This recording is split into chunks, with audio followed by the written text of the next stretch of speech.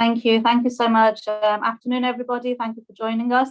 Dipti, I've thanked you many times on Twitter, but it's a great opportunity to thank you in person, really, for the amazing work you've been doing and really for your perseverance. It's very inspirational in all the challenges, that you're up against.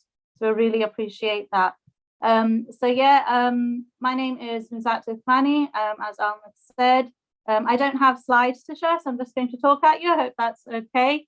But basically, Dipti also touched upon, obviously, the disruption in schools. So I am going to really talk about what that means, what that has meant for us as teachers and educators and for our young people as well.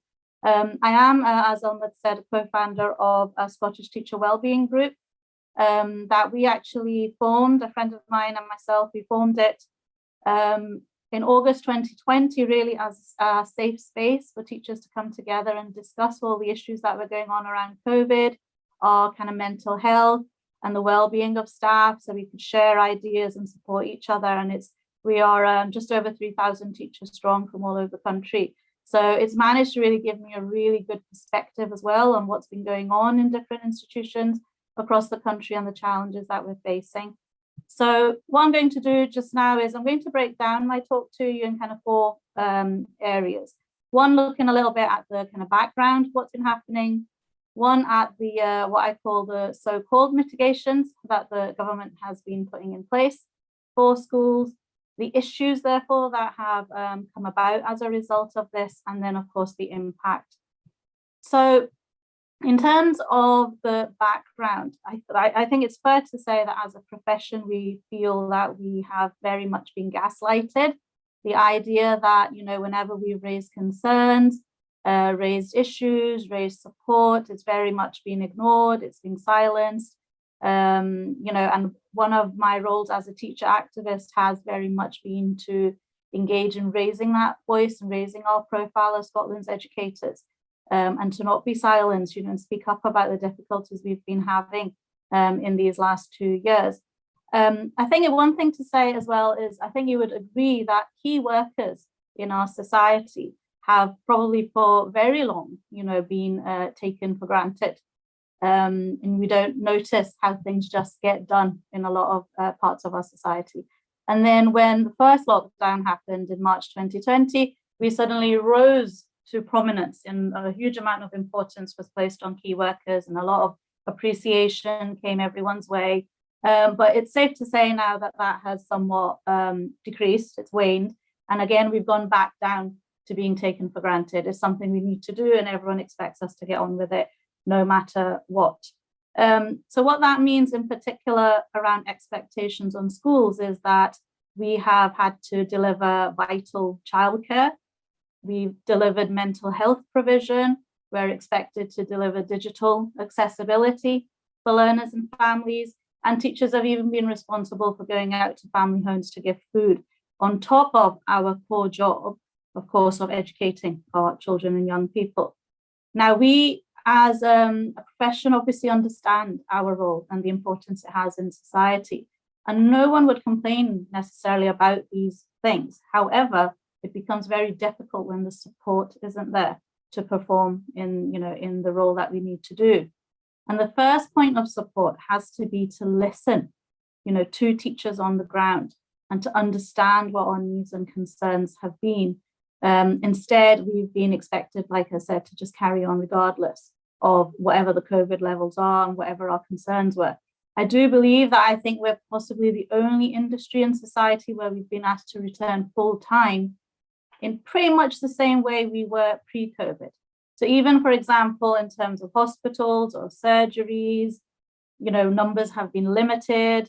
As we all know, it's still not necessarily very easy to see your GP because numbers are still limited. Dentists, my daughter went to the dentist last week or the week before for the first time in 2 years.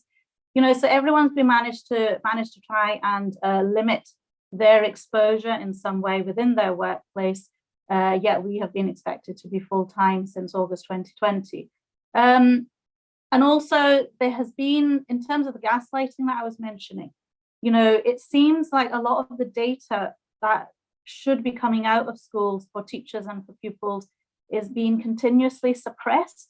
There was a report, I can't remember now exactly the time of this report. It was at some point between 2020 and 21, an ONS report where deep down on page 21 or something, it happened to suggest that 16%, teachers were 16% more likely to possibly catch COVID, but it was very well kind of suppressed. To now, back in December, the latest report that had come out then, admitted quite clearly that teachers are 37% at higher risk of catching COVID. So the concerns that we've been talking about from the very beginning, and being ignored, a lot of them have come out to be realistic and genuine concerns that have caused problems. So in terms of these mitigations then, so the government will continuously say that we've issued guidance and we've put strong mitigations in place to protect the school system. So when we were due to come back to face-to-face teaching, if you can cast your mind back to June 2020, the Scottish Government at the time had said that it would be a blended learning model. And that would mean that all children would have part-time in school and part-time continue with remote learning. And that was based on the understanding that the more the people in a room, the higher your risk of contracting the virus, which seemed a sensible approach. Schools had spent a long time then putting these timetables together, organizing all the staffing, changing classrooms, moving desks out. A lot of work went into that over the whole country, only to then have a U-turn. I think literally it was the day before the summer holidays started at the end of June, to say, no, everyone will come back full time. And I think that is really unfortunate because something happened in Scottish Government at the time that led them away from the very sensible decision based on exposure and social distancing to this pressure I think they felt from other aspects of society to say, no, all children need to be back all together. And then the social distancing and that cautious approach that they were going for seemed to have been lost forever. And the blended learning model is something that had been planned for, but has never been put in place. And I would really be interested to see what effect that would have had we had given it a try at least. Within the secondary school sector, we didn't have any vaccines, of course, for our teenagers until very recently. We've spent summer 2020, summer 2021, 2 periods of long lockdown, and where all these things could have been organized, but they weren't. And it was September, October by the time that vaccines have started to be rolled out to the teenagers.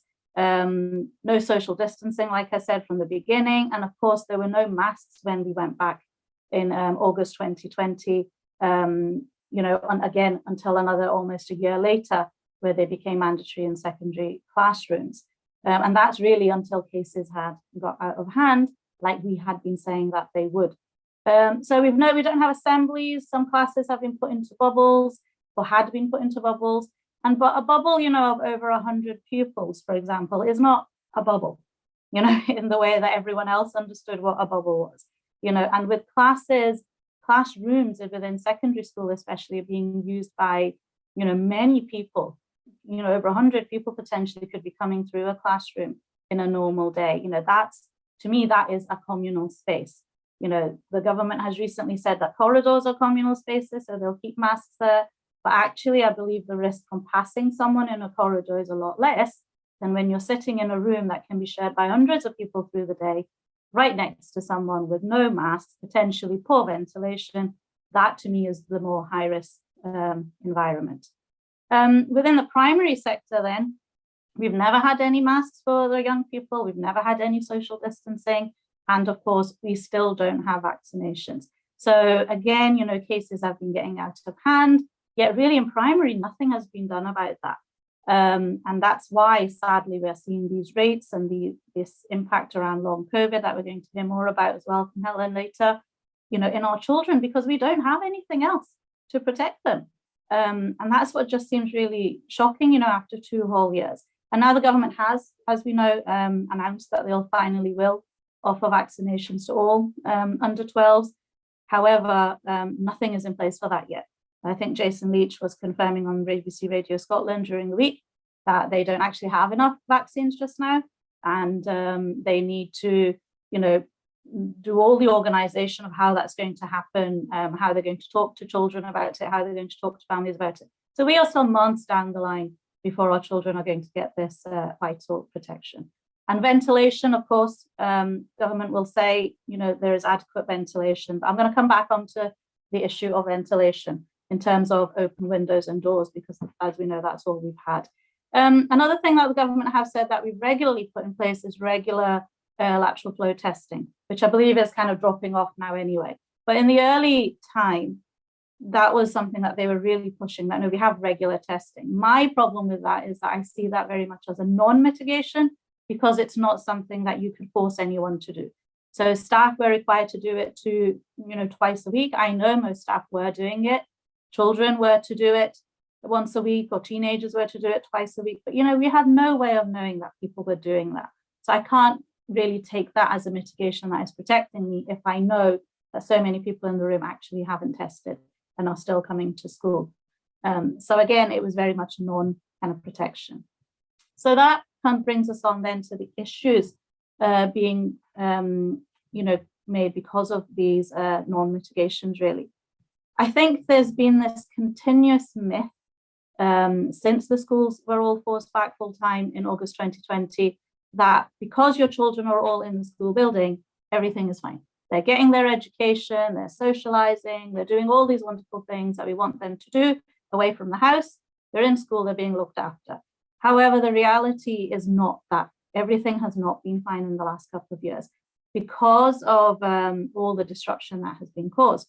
And I think this myth and this suppression of data around what's been happening in schools, either if it's rates in teachers, long COVID rates, rates in children, because that has been suppressed continuously, it's created this lack of transparency, and that has affected the perception that wider society has. And that's why I think we've had such difficulty in trying to get our message across, because the mainstream narrative has been hiding that. And so it seems like we're just making a fuss over nothing. In the very early days, cases in schools were being reported. Actually, if you remember back, I remember in August, September, we were getting regular updates of where outbreaks were happening within Scottish schools. And then that was stopped. And then there was no way of knowing what school has had what many cases. And I assume that's basically because it was growing out of control. And again, this was all part of that suppression. They'll say it's to do with not identifying various things, but I think it was more to keep that message down that everything, is fine in schools and we're all plodding along okay. Again, regularly you come across people who will say things like, well, children don't get sick, children don't go to hospital, children aren't dying. And sadly, we know that has happened. And again, it's this suppression which is to blame for this, I feel. Another issue, I think, which is quite frustrating for us as teachers is this idea that, well, we've issued guidance and everyone can go about and, implement that. There's very almost little understanding that every single school building in this country is different to the next one, and they are different in the sense that of the type of building they are. They might be a building which is 150 years old. They might be a building which is 10 years old. That makes a big difference in terms of the size of the classrooms that you might have. It even makes a difference to the type of windows that you have. In an old listed building, the windows are quite often the old sash type windows, which actually open about 3 inches. That's it. And we can't do anything about it because it's a listed building. Compared to a brand new building where maybe the whole window opens a little bit. Big difference. Also, every school has a different population in terms of numbers. So if you're in a small school where there's maybe one class at each stage of primary, great. But you might be in a school which is bigger than some secondary schools, where you've got hundreds of pupils just at one stage. They can't all be a bubble, so there are different challenges. And then, of course, there's a difference in terms of demographics. And that to me personally is really important. I did a lot of work back in June 2020 for the EIS around raising awareness of the greater risk to ethnic minorities. And I was able to develop Scotland's only BAME risk assessment for the education workforce to highlight the fact that we need to take into account the different ways that COVID was affecting different communities. It was very early on at the time. We didn't understand why the risk was. But again, there are schools which might be 70, 80% ethnic minority.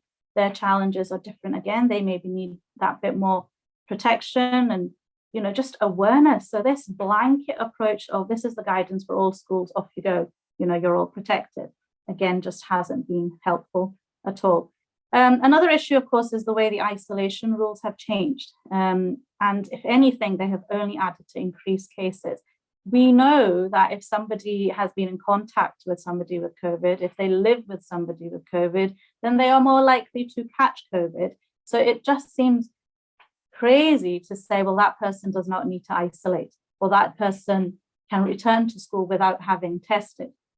And that has been the case within schools continuously for these 2 years. And now that the current situation, I believe, is if you live with somebody with COVID, it's okay, you can come back to school anyway. Clearly, that is going to increase cases. And that is exactly what we've seen in January through the Omicron spread as well. But this kind of blasé attitude of it's okay for the kids to catch it, has been really, really unhelpful. And like I said about ventilation, I've talked a little bit about the differences there in terms of windows. There are some classrooms that don't have windows, and people are shocked by this because they have this image of this traditional classroom. But there are actually classrooms in some buildings that are used as learning spaces that have no windows, or there are rooms that are like open plan and have no doors. And the recent debacle from Scottish Government around what I call door chopping gate, everyone thought it was an early April Fool's joke. The doors are open anyway. Some classrooms don't have doors. There's nothing to chop. Are we going to punch holes through the walls now? I don't know. It was really distressing, really, that is the kind of solution they came up with after 2 years, when there is clearly a better solution in terms of HEPA filtration. But I really, like we've just been saying, don't understand why there's such determined reluctance, to go for that way. One thing, again, the government will say is that, well, we have invested £10 million in carbon dioxide monitors back in October 2021. And they've used that data that was gathered to determine that actually ventilation isn't that bad in our schools. My issue with that is the way that the data was collected. It was a wholly unscientific way of collecting data. In most cases, if not all cases, teachers saw a CO2 monitor for 1 day in that whole time and have never seen it again. And whatever data was gathered on that particular day is the data that has been fed back to government. That doesn't take into account a whole variety of variables, like I've suggested, that we already have. But it also depends on, where was the monitor placed? Was it near a window that day? Was it near a door in that class? Were the windows open in the room on that day? Were 3 of them open and maybe some weren't? Most importantly, how many people were in your class that day? If you have a class of 30, were they all in, or were 10 of them off because they've probably already had COVID? So how can you take data from 1 day and then base such important decisions on that? And so I think that in itself was really flawed. And we are trying to argue again to have at least a CO2 monitor in every classroom, so you can get that week-wide kind of set of data to say, right, this is actually what my class looks like over a week, because we definitely did not have that. So just coming near to the end of my bit here, in terms of the impact of all of this then. So of course, there has been disruption from the very beginning in terms of absences of pupils, absences of staff, just sheer lack of resources for protection at times, things like, monitors, ventilation systems. And it's been very challenging to provide that right support, and challenging to meet requirements for exams, for colleagues in secondary, for pupils in that scenario. That has built up a huge amount of anxiety and mental health issues. Stress levels have been very high, and we know physical health has suffered for teachers and for our young people. The EIS survey in December was done on health and well-being of staff, and over 70% of our workforce have said that they feel stressed frequently or all of the time. It is, I can tell you, I'm a primary 7 teacher. I love my job, every single day.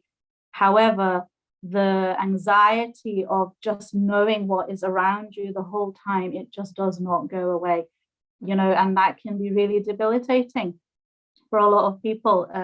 42% of the stress, they say, is due to the lack of protections and not feeling protected enough. 16% of stress, believe it or not, comes from just being up to date with all the guidance that has continuously changed and come back and forth. It takes a long time. As the EIS rep for my school, I can tell you it takes hours to stay up to date with what's happening. But not only in Scotland, because you want to be well informed with what else is happening, whether it's in England or in other parts of the world. You want the best available information, and it can add a level of stress as well. But also 45% have said that they feel stressed from managing then the mental health issues that our children and young people are presenting with through the day as well. So in that sense, it's just a build-up of so many different issues. And one thing I'd like to say is here as well is that I don't think enough is said about the mental health of those people who are anxious about the return to normal, for who flexible working and indeed flexible learning has actually been a really positive thing. And we were touching on that in the discussion earlier. If we really want to be inclusive, we really need to think about what suits, all our workforce and all our children and young people. And they mentioned that we talk about that in terms of inclusive practice. But if you put a support in place for someone who needs that fitness support, it benefits everybody. So we really need a mind shift in thinking how we should, plan what the new normal is going to look like that is more reflective and more inclusive.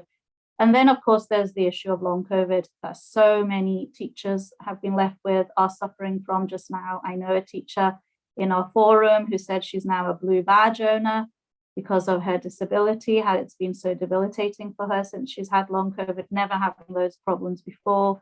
There are people who are living. We need to remember teachers are parents, brothers, sisters, sons, daughters. They're living with people that are extremely vulnerable. I know another one of our colleagues who's been unable to return to work in the new year because her husband is suffering from cancer and she doesn't want to jeopardize his treatment.